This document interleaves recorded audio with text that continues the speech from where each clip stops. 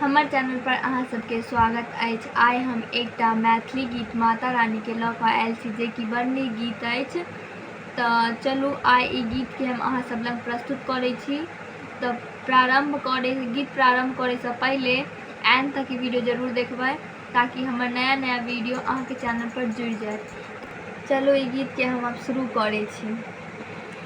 जगदम्बा घर में दियरा बार आईनी है, जगदम्बा घर में दियरा बार आईनी है, जगतारन घर में दियरा बार आईनी है, जगदम्बा घर में दियरा बार आईनी है, जगतारन घर में दियरा सोने सुराही गंगा जल पानी, सोने सुराही गंगा जल पानी, मैया के चरण पखार आईनी है हम, मैया के चरण पखार आईनी है हम, जगदम्बा घर में दियरा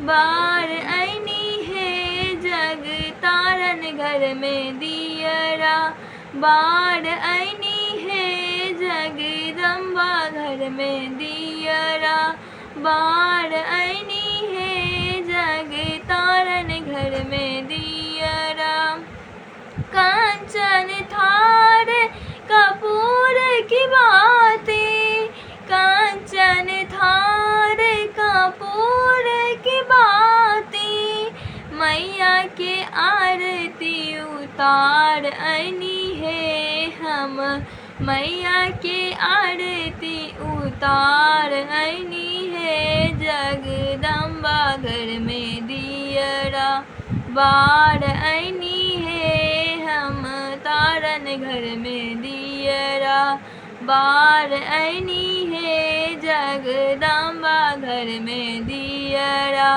बार आईनी है, जगतारन घर में दियरा बार आईनी है, जगदम्बा घर में दियरा बार आईनी है, जगतारन घर में दियरा जगदम्बा घर में दियरा बार आईनी है, जगतारन घर में दियरा सोने सुराही गंगा जल पानी, सोने सुराही गंगा जल पानी, मैया के आरती उतार आईनी है हम, मैया के आरती उतार आईनी है हम, जगदम्बा घर में दियरा बार आईनी है हम,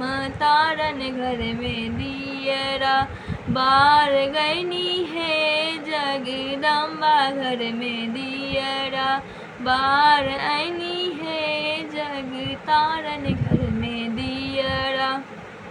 अगर ये गीत नीक लागल है तो अहाँ सब सब्सक्राइब कर दें, लाइक कर दें, चैनल पर बने रहब।